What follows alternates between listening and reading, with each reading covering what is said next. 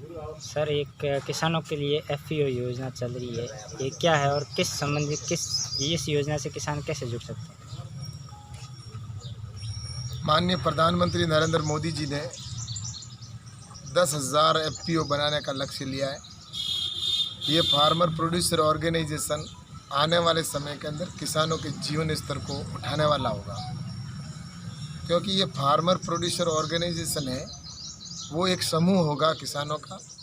इसके अंदर cooperative act के अंदर भी है और कंपनी एक्ट में भी है। इसको किसान किसी भी रूप में वो उसको एफपीओ बना सकते हैं। वो कंपनी एक्ट में भी बना सकता है और कोऑपरेटिव एक्ट में भी बना सकता है। तो इस एफपीओ से आने वाले टाइम के अंदर किसान संगठित होगा और अपना जो उत्पादन है, कोई भी फसल है, उस फसल को वो प्रोसेसिंग कर सकता है, एक स्थान पर ला सकता है और उसके बाद में उसकी मार्केट में रेट तय कर सकता है। सर, इसका तो आज किसानों के लिए जो मुख्य रूप से 4 चीज़ों की आवश्यकता होती है कि किसान को एक तो कम लागत हो, उसका भंडारण हो, उसके उन्नत किस्म का बीज मिले और मार्केट मिले। इस मार्केट के लिए सबसे बड़ा काम होने वाला है, क्योंकि ये जो किसान होंगे इसकी खुद प्रोसेसिंग लगाएंगे, खुद ही उसकी स्टोरेज करेंगे और उसके बाद उसकी रेट खुद तय करेंगे और पैकिंग करके और वो विदेशों के अंदर एक्सपोर्ट भी कर सकते हैं और यहाँ पर भी कर सकते हैं। इसके लिए भारत सरकार की ओर से कई तरह के सब्सिडी भी दी गई है और भारत सरकार की ओर से कई कंपोनेंट भी तय किए गए हैं। सर, इसकी रजिस्ट्रेशन की प्रक्रिया क्या है? किसान किस तरीके से रजिस्ट्रेशन करवा सकते हैं? इसका रजिस्ट्रेशन ऑनलाइन होता है और इसका रजिस्ट्रेशन नाबार्ड भी करता है, एसएफएसी भी करता है और हमारी ऐसे 4-5 संस्था है जिनके माध्यम से ये रजिस्ट्रेशन होता है और ऑनलाइन रजिस्ट्रेशन होता है। और ऑनलाइन रजिस्ट्रेशन के होने के बाद किसानों को उसके अंदर पहले तो कम से कम उसमें 300 सदस्य होना ज़रूरी है और 300 सदस्य इसके अंदर 2-2 हज़ार रुपये देकर वो सदस्य बनेंगे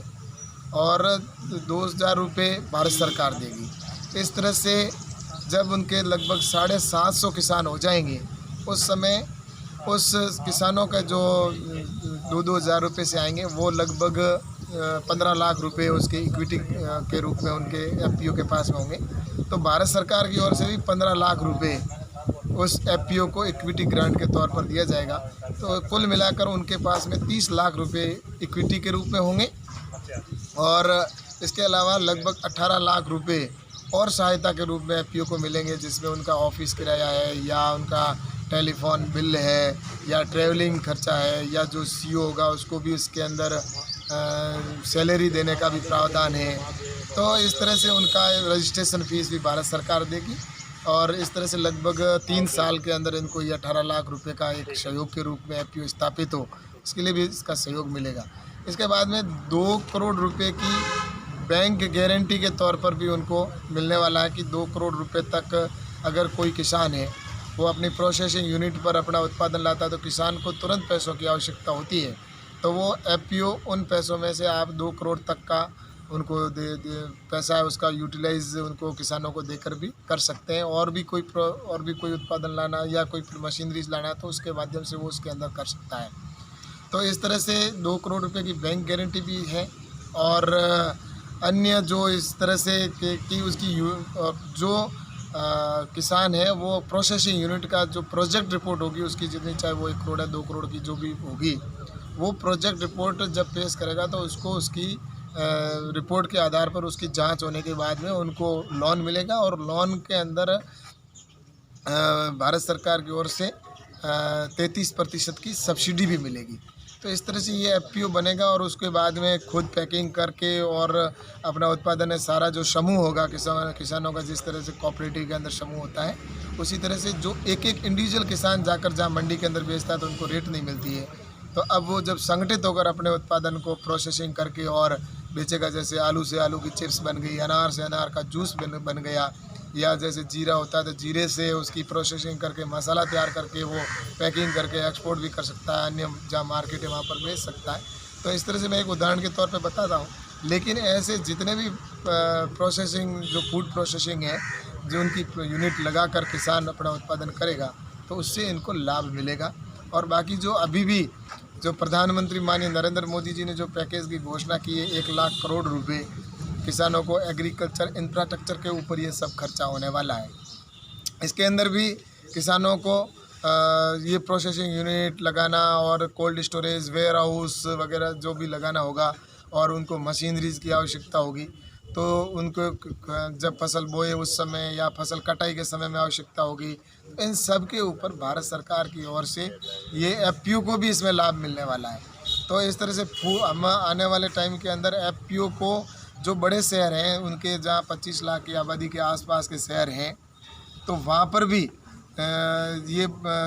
जो एफपीओ है उनका एक समूह में बड़ा एफपीओ बनेगा और उनको भी भारत सरकार की तरफ से सहयोग मिलेगा। और जो फल और सब्जी के किसान हैं उनका भी सारा मिलाकर एक एफपीओ बनेगा। तो वो किसान है वो रेट आज जो मंडी में जाता है तो उस समय उसको सहयोग रेट सही नहीं मिलती है, या आलू है उस आलू की जब बेचने जाता है तो 3-4 रुपये मिलता है और वही आलू 4 घंटे बाद में मार्केट कंज्यूमर के पास 20 रुपये के अंदर बिकता है। तो इसमें किसान है तो वो जब संगठित होगा और इसको अपनी रेट खुद तय करेगा कि आज मेरे आलू की रेट 12 रुपये है या 15 रुपये है, या मेरे टमाटर की रेट है, मेरी गोभी की रेट है, या मेरा आम है उसकी रेट रहेगी। तो इस तरह से अब किसान को आत्मनिर्भर बनाना है। और भारत का जो हमारे प्रधानमंत्री जी ने कहा कि आत्मनिर्भर भारत बने, तो उसमें गाँव से ही इसकी शुरुआत निश्चित रूप से होनी ज़रूरी है। तो इसके लिए जो हमारी कल्पना है